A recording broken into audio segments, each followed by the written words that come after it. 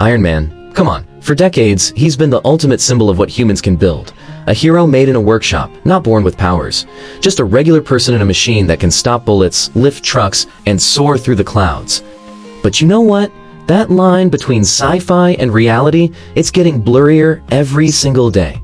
So, is a real-life powered suit still just something we see in the movies? The answer is not. Not anymore. And the proof, well, it's way more incredible than you think. See, back in 2019, something absolutely wild happened. This British inventor, Richard Browning, literally strapped 5 miniature jet engines to his body and just flew. No plane, no wings, just pure personal flight.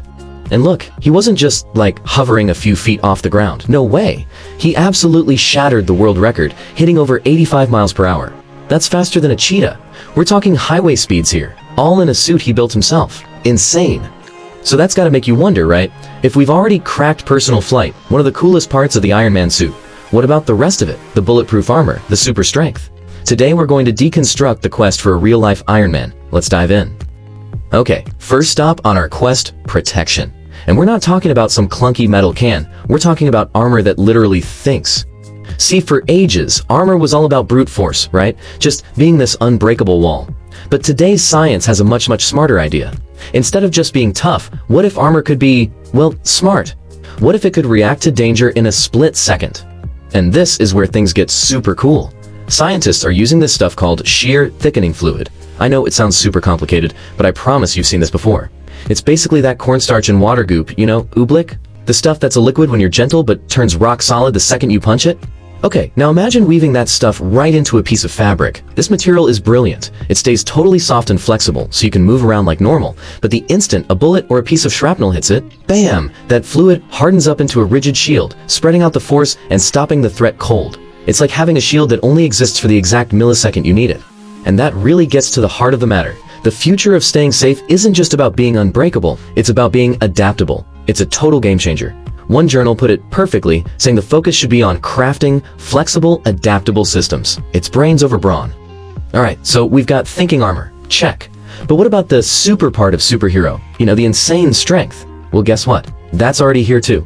Look, the way we get to real-world super strength isn't by changing the person inside the suit. It's about building a machine around them to amplify what they can already do. We're talking about exoskeletons, powered robotic suits that basically multiply your strength.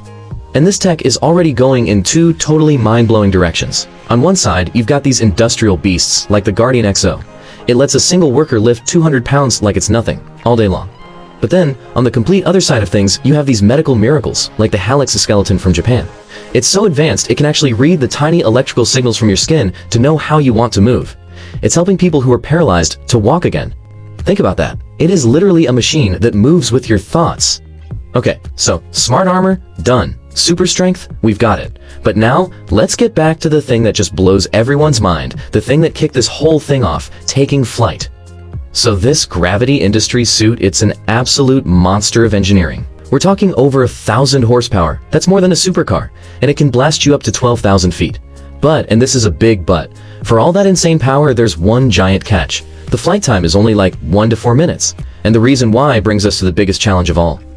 This is it. We've reached the final boss in our quest for a real Iron Man suit. It's the one piece of the puzzle that has stumped the smartest people on the planet.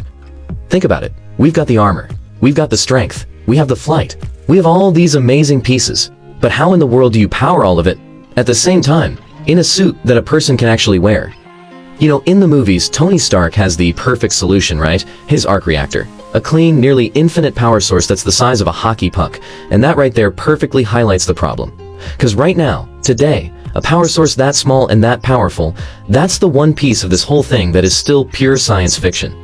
The whole issue boils down to one simple concept: energy density. That's just a fancy way of saying how much power you can cram into a certain amount of space and weight.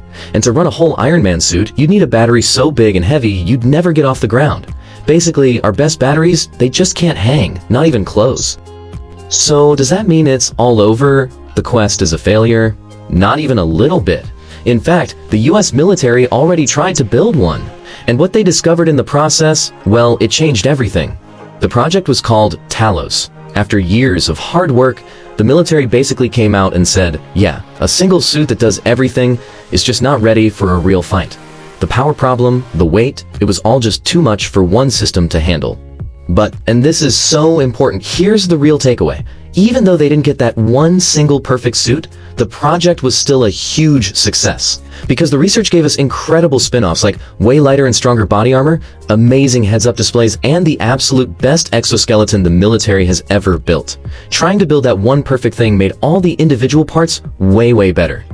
And honestly, that's the real story of the Iron Man suit today. The superpowers aren't hiding in some lab waiting for a breakthrough. They're already out here, in the world, helping us right now.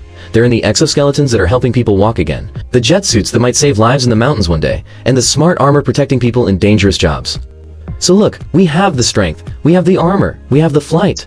These individual pieces, they are not science fiction anymore. So the real question isn't if we'll ever build a fully integrated Iron Man suit, it's when.